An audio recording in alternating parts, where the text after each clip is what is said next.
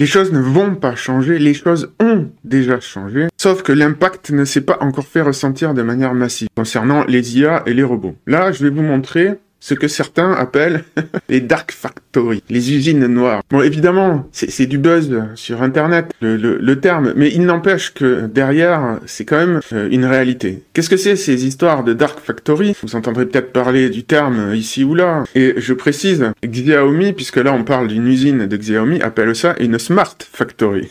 L'idée, c'est que ce sont des usines sans lumière, ou avec très peu de lumière, pourquoi? Parce qu'il n'y a plus d'humains. Il n'y a plus besoin d'humains pour fabriquer, en l'occurrence, des smartphones. Ils ont une usine entièrement automatisée. Et c'est pas du tout anodin, hein. C'est vraiment l'avenir qui est en train de se déployer. C'est le présent qui va devenir massif, si vous voulez. Je reformule comme ça. Donc aujourd'hui, personne ne sait, pas plus moi que les autres, hein, que ça va impacter dans le domaine du travail. C'est pour ça que il faut se renseigner au fur et à mesure sur ce qui est en train d'être fait et sur ce qu'il est possible de faire ou pas. Et je précise une chose, parce que ça va être le sujet de cette vidéo. Je vais parler des propos qui ont été tenus par Luc Ferry à ce sujet. Donc on a d'un côté Aurélien Barraud qui est absolument contre tout ça. Pourquoi pas, c'est son droit, hein. Là, on a un Luc Ferry qui nous dit attention, les robots sont meilleurs que nous déjà dans tous les domaines. Et je vous montre une autre vidéo. Regardez bien la fluidité des mouvements. C'est une vidéo d'1 heure qui a été publiée par Figure 02 où il accomplit une tâche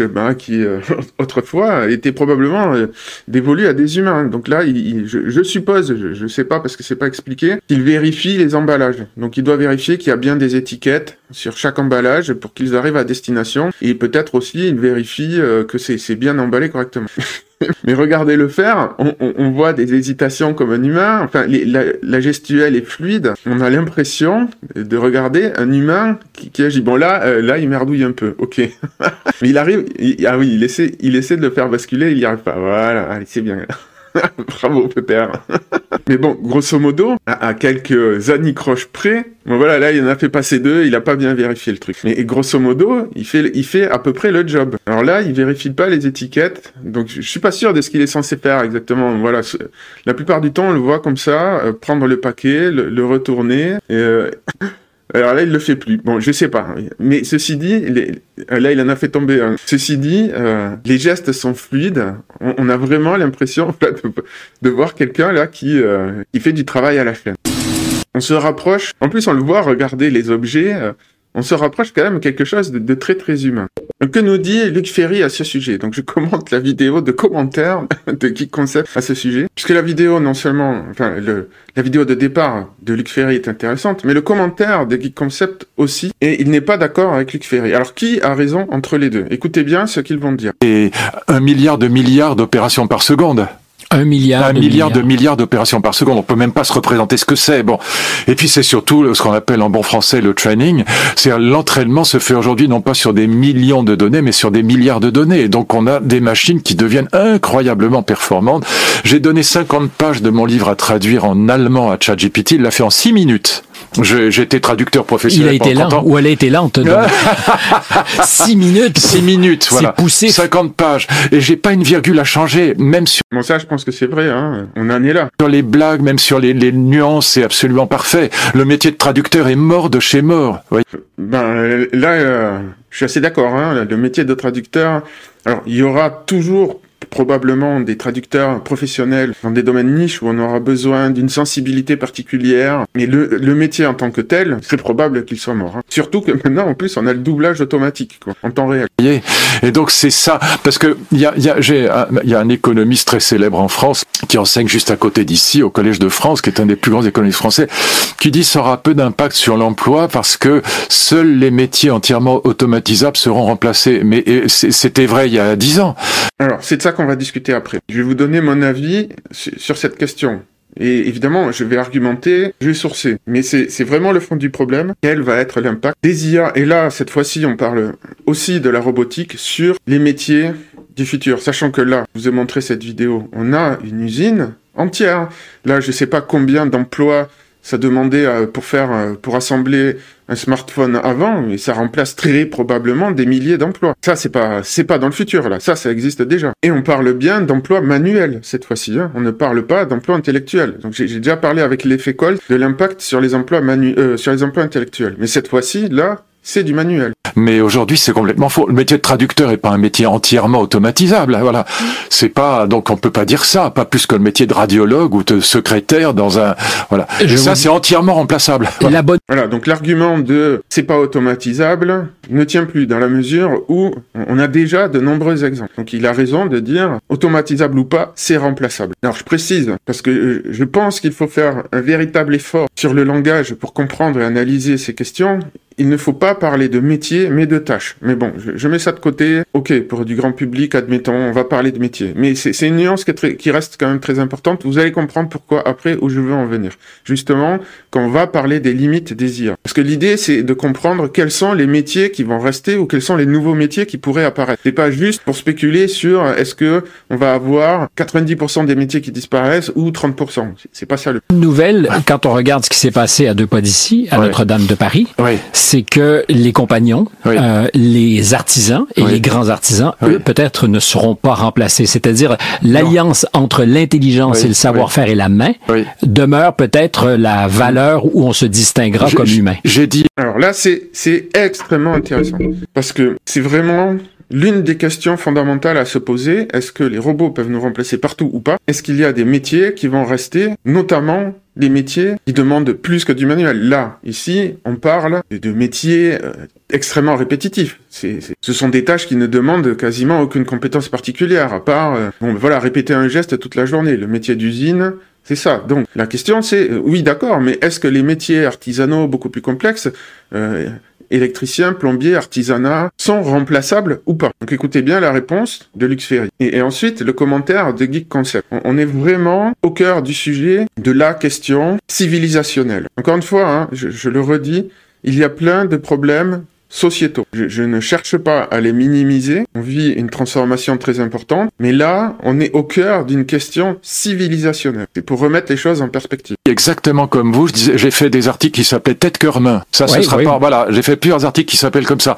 Et on développe pas. Et puis, j'avais tort. Voilà. Parce que j'avais pas, les robots humanoïdes, Optimus, d'Elon Musk étaient pas encore sortis. Alors déjà, je salue le fait qu'il admette qu'il a eu tort. Ça a l'air de rien, mais c'est pas si commun. D'autant plus que c'est quelqu'un qui a une stature, une autorité, il a été ministre. Et là, il nous parle du robot Optimus d'Elon Musk. Bon, le voici, je suppose que vous avez déjà vu ce genre de vidéo. Il y en a plein maintenant, où là, on le voit réaliser des tâches ménagères. Et je précise, alors là, la vitesse est accélérée par 2, hein. Je précise que, d'après ce que dit Tesla, hein, il a appris en regardant des vidéos YouTube.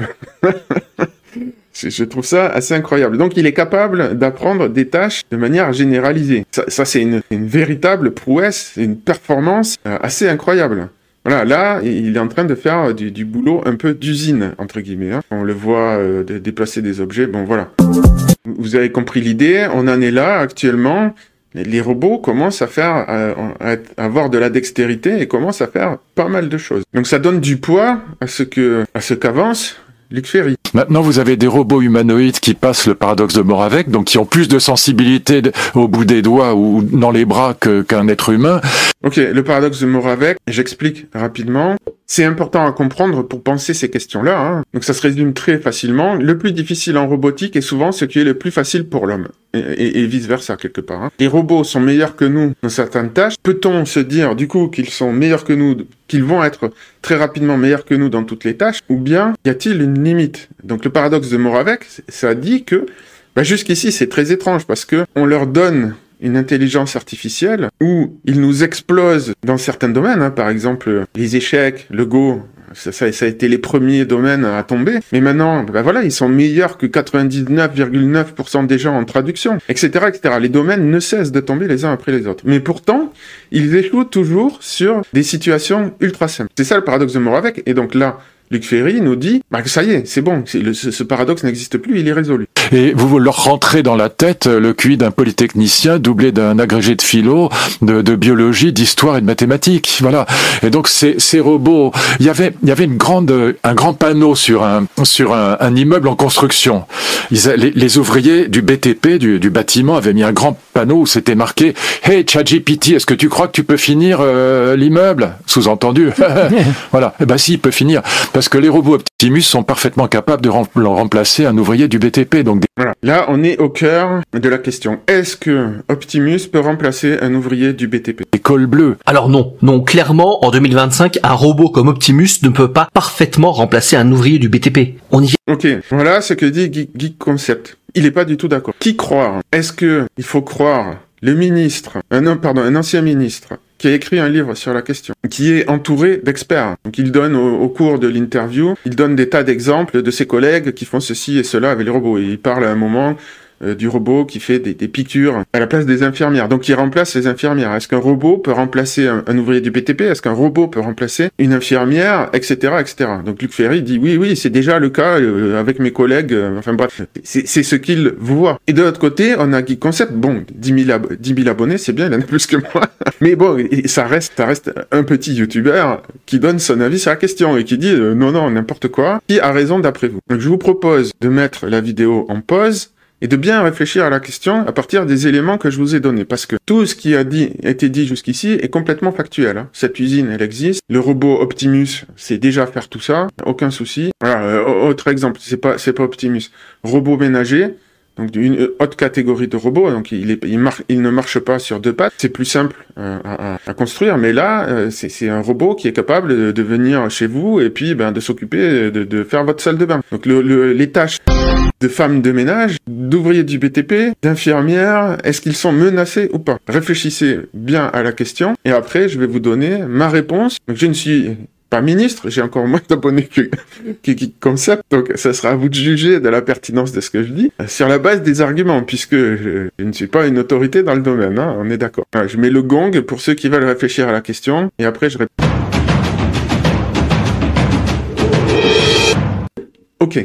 Alors, je vous donne quelques indices. Regardez bien comment ces robots bougent. Regardez bien comment ils descendent les escaliers. Autre cas. Regardez bien... Il rajoute le son à chaque fois. Regardez bien comment il descend la pente. Hop, je remets. Observez bien un peu. Vous voyez le côté un poil étrange du mouvement. J'espère. Regardez bien comment il remonte. Hop, vous avez vu, il a un peu trébuché.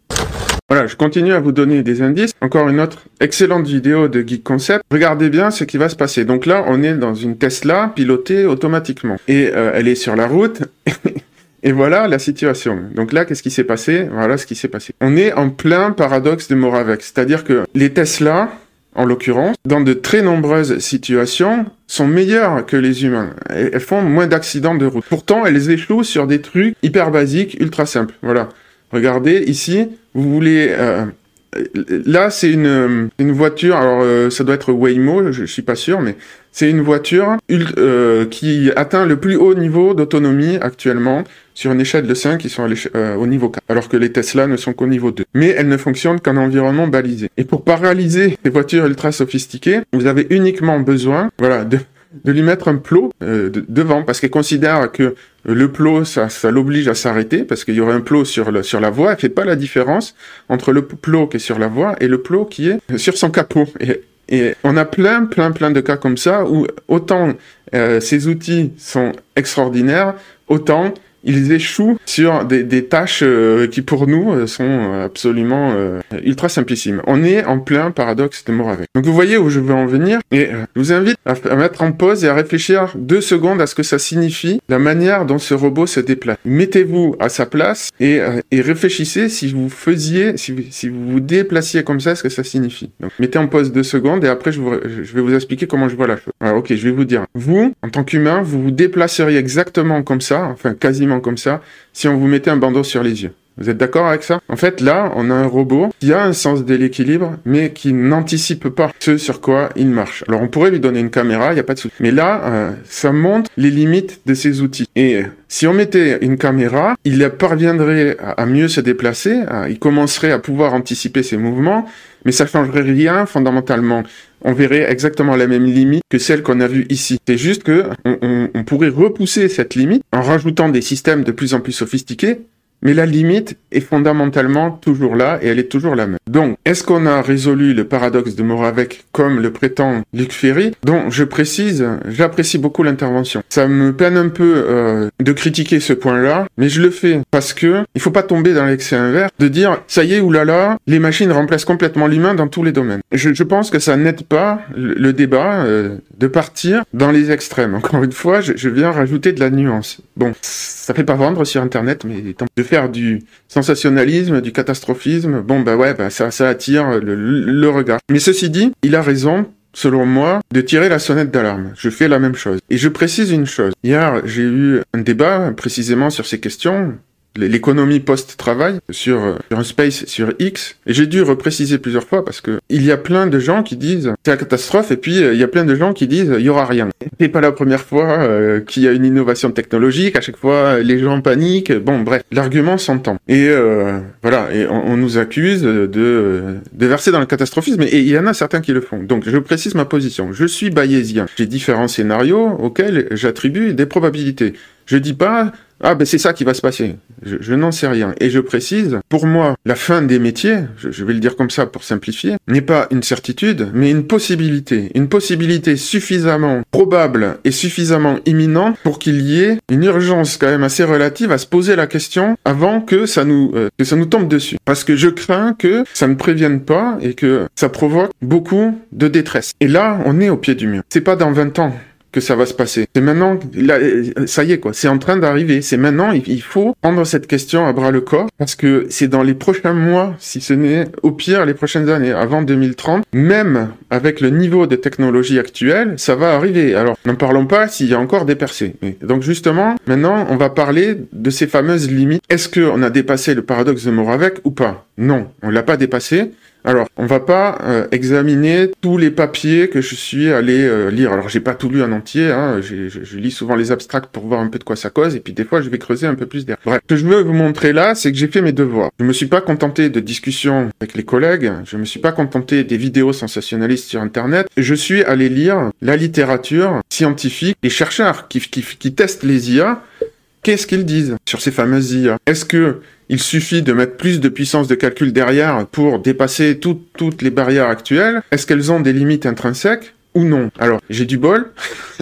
Voilà, je vous montre tout ce que j'ai évalué. Alors ça, je vais le mettre en lien. Vous pourrez aller vous-même aller regarder ces papiers si ça vous intéresse. Ma recherche bibliographique est biaisée. J'ai cherché à comprendre est-ce qu'il y a des limites. Donc, il y a peut-être d'autres papiers que j'ai loupés. Mais j'ai surtout regardé, voilà, les lois comment on dit en français, les lois d'échelle, scaling law. Est-ce qu'il y a des limites aux lois d'échelle de ces fameuses IA? Ou est-ce qu'on peut les pousser aussi loin qu'on veut? Est-ce qu'elles ont une véritable compréhension ou pas? Donc je vous montre que j'ai fait mes devoirs, et après je vais surtout m'appuyer sur un papier qui est tombé hier ou avant-hier, je sais plus, enfin qui est très très récent, l'illusion de la pensée, comprendre les forces et les limitations des modèles de raisonnement à travers la lentille des problèmes de complexité. Bon, c'est un papier qui a été poussé par Apple. Alors bon, ils sont accusés d'être Apple un petit peu en retard. Ok, on va regarder ça là. Les modèles de raisonnement, LRM, démontre une limite contre-intuitive au gain d'échelle. On va regarder ça parce que là c'est hyper intéressant. C'est pas le seul papier. Il y a ce papier aussi qui est hyper important, When More is Less, qui est même plus important quelque part que celui-ci. On va pas y passer 2 heures, mais je veux vous expliquer le principe. John Vervaeke, il dit, et c'est très très important, donc là ça va être un peu technique, si vous comprenez pas, c'est pas grave, c'est une petite parenthèse. Les IA n'ont pas la capacité à auto-corriger leurs auto-illusions. Elles ne sont pas, pour le dire en un seul mot, autopoïétique. Bon, voilà, je ferme la parenthèse, mais en réalité, c'est de ça qu'on va causer. La partie très intéressante, elle est là.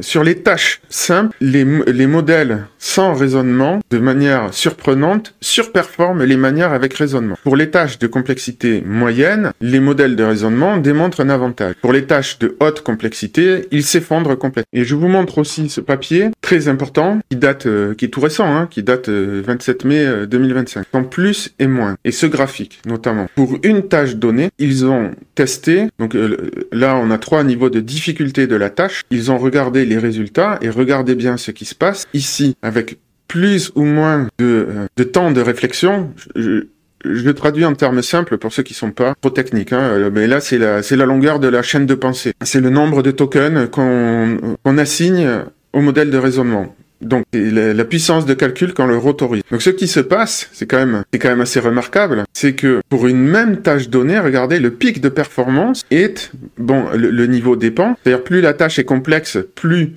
il faut une chaîne de pensée longue, ok? Mais par contre, à partir d'un certain seuil, le fait de penser plus dégrade la performance. C'est hyper important. Ça veut dire que on peut mettre plus de puissance de calcul derrière, ça n'améliore pas le résultat. Donc il y a une limite intrinsèque à ces outils-là. Maintenant, je vais rediscuter rapidement de ça, parce que malheureusement, ce papier, il faut rajouter des nuances aussi derrière. Donc là, c'est très important, c'est-à-dire que les modèles de raisonnement ne fonctionnent pas mieux que les modèles sans raisonnement sur des tâches simples. Première limite. Deuxième limite, on vient de la voir, c'est que sur une tâche complexe, mettre plus de puissance de calcul, plus de raisonnement, ça sert à rien, à partir d'un certain seuil. Troisième chose, ici, elles ont une limite intrinsèque. Alors, on le voit... Voilà, ici, par exemple, sur une tâche, on voit que là, c'est avec raisonnement.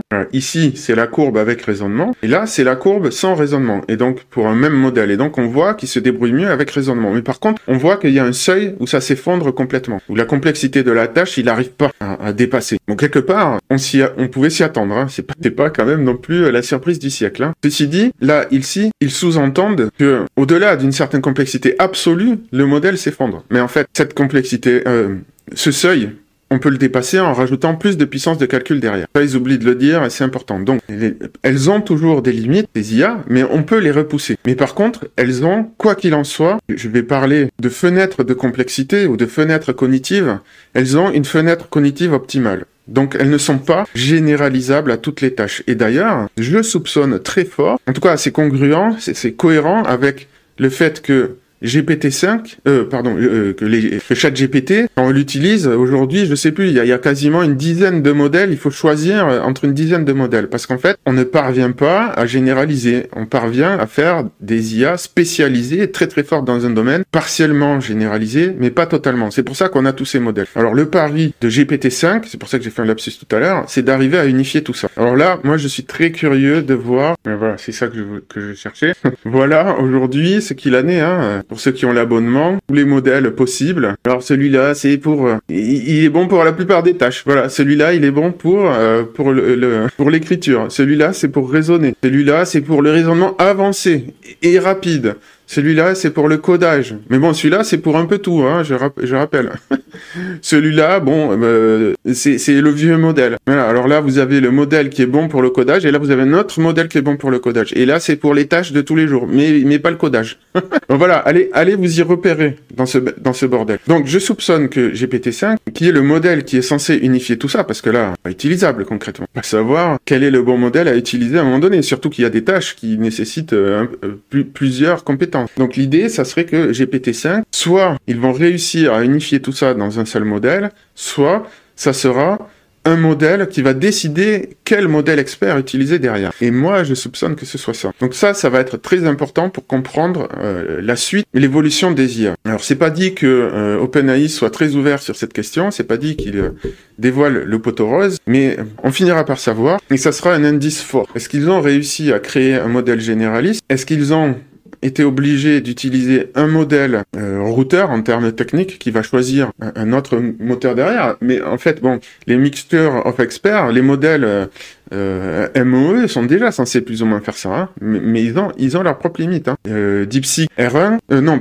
Qwen 3 est un modèle qui est capable à la fois de raisonner et de ne pas raisonner, d'adapter son budget de raisonnement en fonction de ce qu'on lui demande. Mais il n'est pas capable de décider par lui-même le budget à utiliser. Ça, c'est encore autre chose. Donc, on va voir ce qu'ils parviennent à faire dans ce domaine-là. Mais, j'insiste bien là-dessus, il y a des limites intrinsèques. Donc non, Luc Ferry se trompe, on n'a pas résolu le paradoxe de Moravec, ni pour les robots, ni pour les IA. Aujourd'hui, les métiers, comment on pourrait dire, polycompétents, dans lesquels il faut faire des tâches variées d'une part, et dans lesquels il faut s'adapter à un environnement changeant d'autre part, on ne sait pas faire. Et c'est pas qu'on saura faire en mettant un peu plus de milliards derrière, c'est on ne sait pas faire tout court. On peut repousser la limite, mais alors là j'ai pas la donnée, j'ai cherché, mais à chaque fois qu'on essaie de repousser la limite, ça coûte de plus en plus cher. À un moment donné, étant donné que l'humain ne consomme que 20 watts pour ton cerveau et 200 à 400, peut-être 500 watts, je sais plus exactement pour les sportifs, l'humain finira par coûter moins cher pour ces situations-là où ça demande beaucoup d'adaptabilité. En gros, dès qu'il y a ambiguïté, dès qu'il y a incertitude, l'humain, c'est le boss. Par contre, dès qu'on est dans un environnement balisé, là, avec un sol plat, une table de la bonne taille, enfin voilà, tout ça, ça correspond à ce qu'il a vu en vidéo. Donc c'est super balèze, hein, que ce soit clair. Hein. Je suis pas en train de dénigrer l'exploit, mais là, il sait pas ce qu'il fait, là. Là, quand il touille, il comprend pas qu'il est en train de cuisiner. Il reproduit un geste. Et moi, personnellement, je laisserai pas un robot Tesla s'approcher d'un feu de cuisine. Hein, je vous le dis. Qui passe aspirateur, qui range des trucs. Bon, là, il y a aucun souci. Et ça, déjà, c'est énorme. C'est énormissime. Parce que on parle de tâches, pas de métier. Donc, pour remplacer des tâches particulières, oui, on est à un niveau incroyable. Et je répète, même s'ils ont des limites, en mettant les moyens derrière, on peut dépasser certaines de ces limites. Jusqu'où? On verra bien. Mais pour l'instant, il y a une limite intrinsèque fondamentale. Ce qui fait que il y a des métiers qui vont disparaître purement et simplement, qui vont être automatisés. Dès que c'est très prévisible, dès qu'il n'y a pas d'ambiguïté comme ici, ça va complètement disparaître. Donc métier de traducteur, il n'y a pas d'ambiguïté. Bon, je suis désolé pour les traducteurs, mais voilà, métier d'usine, etc. Mais là, dès qu'on est en environnement extérieur imprévisible, là, ça va pas disparaître. D'ailleurs, il y a un domaine à surveiller de très très près, c'est le domaine militaire. Est-ce que on a des espèces de robots Terminator complètement autonomes qui vont faire la guerre? Ben non, pas du tout. Les fantassins et les humains sont encore extrêmement présents sur le terrain militaire, et c'est pas pour rien. Justement, c'est parce qu'on n'a pas dépassé ce paradoxe de Moravec. Et on le voit, même ce paradoxe, dans plein de situations sur la guerre en Ukraine. Ils inventent des nouvelles technologies, des nouveaux drones. Bon, alors ok, un essaim de drones, c'est beaucoup plus emmerdant à contrecarrer qu'un missile. Donc il faut des nouveaux systèmes pour les contrer. Mais par contre, malheureusement, il y a eu des humains qui se sont fait cibler par des drones et qui se sont fait tuer. Mais aujourd'hui, bon voilà, ils ont pigé le truc. C'est pas compliqué, un coup de chevrotine avec donc une munition qui s'éparpille. Et voilà.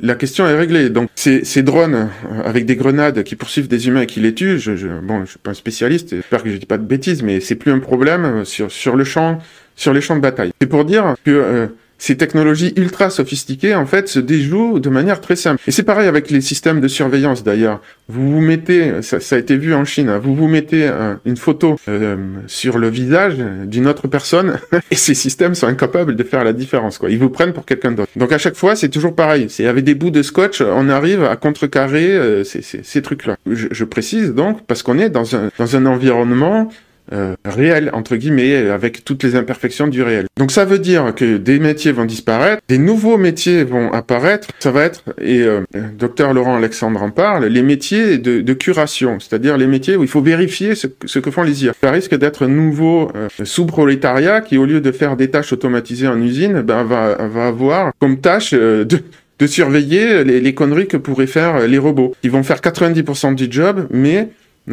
pas totalement. Donc il y aura peut-être une personne ici, là, dans l'usine, qui devra vérifier à travers une caméra une dizaine de robots, par exemple. Je sais pas. Et ça sera un nouveau prolétariat. Alors ça va pas créer des millions et des millions d'emplois, hein, que ce soit clair. Hein. Mais et en plus, je reprécise pour que ce soit clair, c'est conditionné au fait qu'on ne fasse pas de percée technologique dans le domaine. Hein. Mais de mon point de vue actuellement, c'est très improbable. Le paradoxe de Moravec, j'y ai réfléchi à la question. Je vais pas développer ça maintenant, ça serait trop long, mais je pense que on peut pas le dépasser. En tout cas, si un jour on le dépasse, on aura recréé une forme de vie complète. Donc peut-être qu'on pourra le dépasser dans 10 000 ans, j'en sais rien, mais là aujourd'hui, avec la technologie actuelle, je n'y crois pas. Conclusion, qui a raison? Luc Ferry ou le petit youtubeur? C'est le petit youtubeur. Je suis désolé, je suis désolé pour Luc Ferry de cette conclusion, mais non, il exagère. Alors, il a raison d'avertir sur la problématique parce que, oui, l'impact risque très fort d'être massif et imminent. Mais non, il a tort quand il ne met pas de nuance, encore une fois, dans son propos où il dit, voilà, tous les métiers vont disparaître, y compris maçon, enfin, y compris dans le BTP, y compris les infirmières, etc. Non, on n'en est pas là.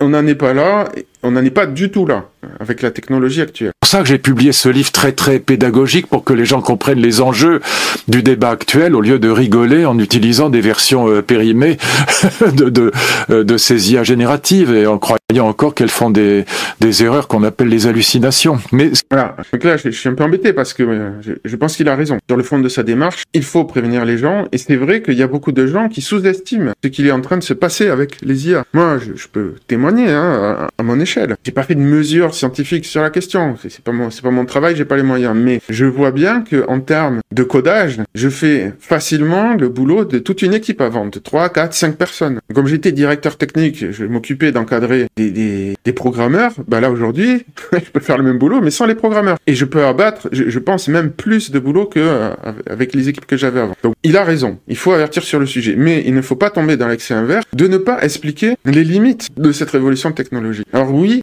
c'est difficile. Oui, il faut aller se cogner des papiers techniques, scientifiques, pour même pas avoir des réponses, mais pour avoir des débuts de réponses. Oui, c'est paumé dans toutes sortes de papiers qui parlent de plein d'autres choses, et en plus, c'est pas vendeur. Donc, j'en profite, je fais ma pub, abonnez-vous.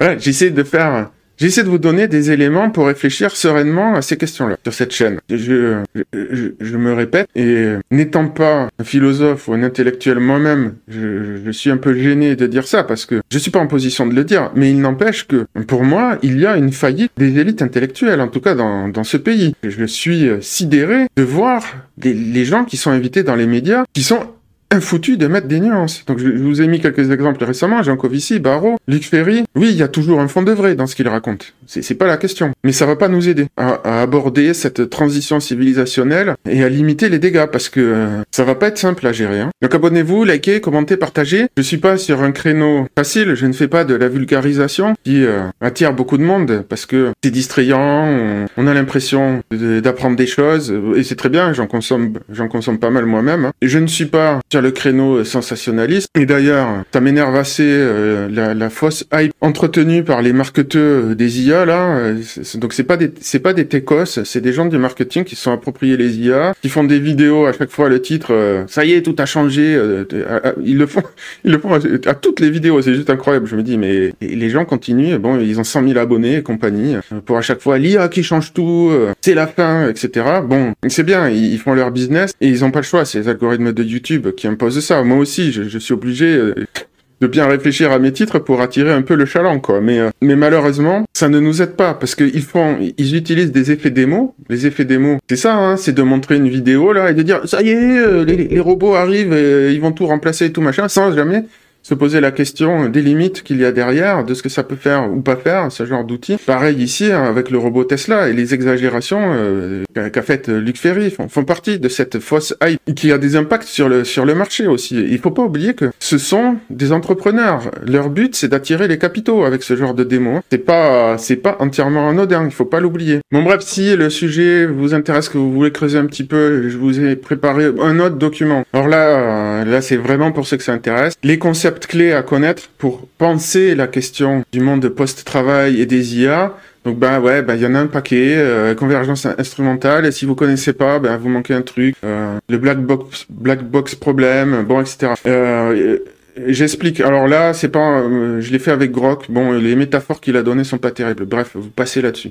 Mais les concepts à connaître, ils sont là. Il y a un tableau synoptique à chaque fois. Il y a les concepts économiques à connaître aussi pour penser cette question. Et enfin, j'ai commencé, c'est une ébauche, à réfléchir au modèle économique post-capitaliste, on va dire, faute de meilleurs termes, pour baliser un peu la réflexion. Donc, si vous voulez voir où vous en êtes dans vos connaissances sur le sujet, vérifiez que si vous connaissez pas Reality Gap, ce concept, vous loupez quelque chose. Si vous connaissez pas, bon là on en a parlé, le paradoxe de Moravec, il faut absolument connaître, etc., etc. Donc si vous voulez vérifier où vous en êtes sur le sujet, allez faire un petit tour dessus. Évidemment, s'il y a des choses que moi j'ai loupées, dites-les moi, je les rajouterai et ça fera progresser notre intelligence collective. Mais bon, voilà, vous comprenez ma démarche. J'ai évidemment pas pu tout dire dans cette vidéo. Donc on a des métiers qui vont disparaître, on a des métiers qui vont se transformer, on a des nouveaux métiers qui vont apparaître, et on a des métiers qui existent déjà, qui vont, d'après moi, exploser, dans le sens ils vont beaucoup plus se répandre que ce qu'il y a déjà. Et ça va aussi dépendre des pays. On va pas avoir les mêmes effets de l'impact des IA dans tous les pays. Bref. Donc c'est une question complexe, c'est pour ça qu'il faut essayer d'être un peu méthodique, et je vois pas grand monde qui l'est, je suis désolé de dire ça. S'il y en a, faites-moi part. Montrez-moi qui réfléchit sur ces questions proprement, ça m'intéresse beaucoup. Enfin, il y en a quelques-uns, hein. C'est pas, je suis pas tout seul, hein. C'est pas ce que je dis non plus, mais voilà la démarche que je vous propose ici. Si vous êtes investisseur, entrepreneur, enfin bref, que vous avez des responsabilités, à mon avis, vous n'avez pas le choix. Il faut avoir une démarche un peu carrée, quoi. Vous pouvez pas vous laisser emporter par soit ceux qui disent il y aura rien, soit ceux qui disent c'est la fin du monde. Il faut essayer de raisonner raisonnablement. Voilà, je vais m'arrêter là-dessus.